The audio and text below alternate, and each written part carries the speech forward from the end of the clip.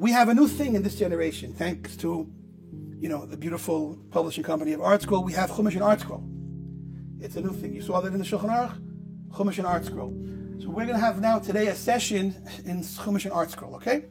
So as we begin the second book of the 5 books of the Torah, we start now, and again, if we're learning Chumash with ArtScroll, we're using the English a lot. You could be different. There's different levels. You can use the English and the Hebrew sometimes. So we're going to try to use both sides of the page, okay? Chumash and ArtScroll. So if I come here, I have a transliteration of Parshas Shemos, which means this Torah portion is called the portion of names. If I look to the Hebrew side, I see the same thing in Hebrew.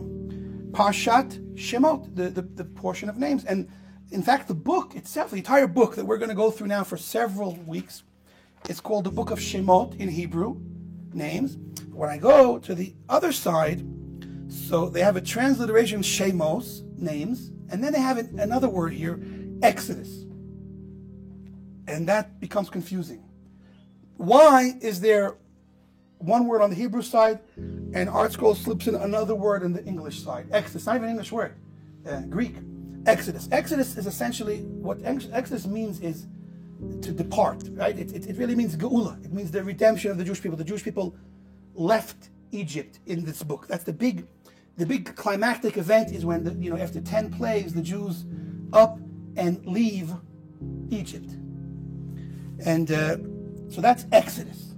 Now, the question I want to ask is this: why do we have a Greek name that's different from the Hebrew name? Why didn't, when the Greeks named the book, why didn't they also call it names? And furthermore, what's this idea that I'm seeing both these names together? What can I make of that? What's the lesson that we can learn? When we look at the book of Shemot, we see an unbelievable thing. We see God acting in a way that is unusual. It's a big novelty to see the creator of the world come and do miracles. It starts with him talking to Moshe, and then they go to Egypt, and there's constant miracles surrounding all of that. What happens in Egypt? 10 plagues, which are miraculous and show really the power of Hashem in able to control everything in the world. And it culminates with Yetziat Mitzrayim, leaving Egypt, and the splitting of the sea, where they say many, many more miracles occurred at the splitting of the sea. And of course, the Jews continue on and receive a Torah 50 days later. Unbelievable big events that are like, wow. And that's Exodus. That's the Greek name of the Torah, of the book, it's all about the big things that happened in this book.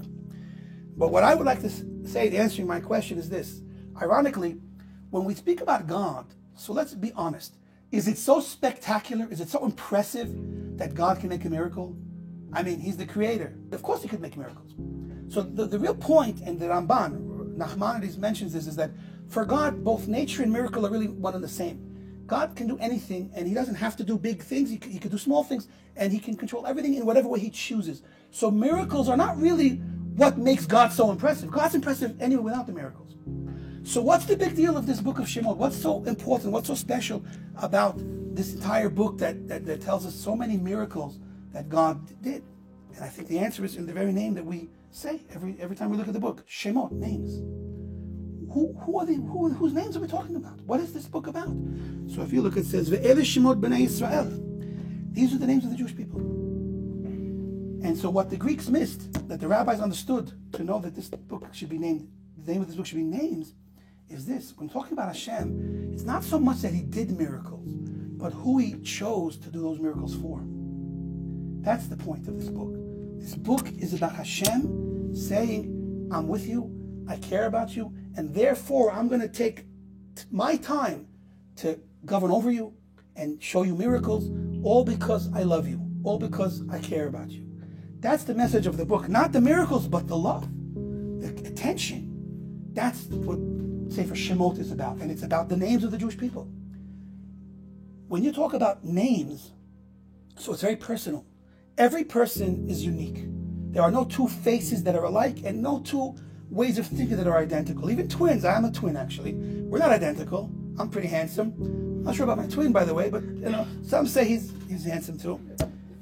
I'm saying there are no two people that are alike. So when we specifically mention in the beginning of this book that these are the names of the Jewish people, it's pointing at really what we've been speaking about all along. God relates to each and every one of us personally. Each person is like an only child for Hashem. In physical existence, a father can't have more than one only child. He can only have one only child.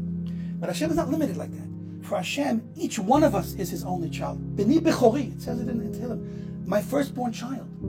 We are all that special person that Hashem gives us himself entirely to, and we have that opportunity to give ourselves over to him entirely. And that's what it says about going to the Beis HaMikdash. It says when we came to the Beis HaMikdash, we came to see God, and we came to be seen by God. And of course, anyone knows about Rosh Hashanah, so we're taught that he can look at everything, not just every person, everything in the entire world in a split second, individually, independently, and judge the entire world in a second, which means you, Yosef, got your personal judgment, you got your personal judgment, we each get our own personal judgment in the same second. This is miraculous because Hashem can do that. Okay, so that's the message here about these are the names of the Jewish people. And that's why it's so important to start the book this way, because we have to understand that everything that we're going to continue reading now is all about relationship between us and Hashem.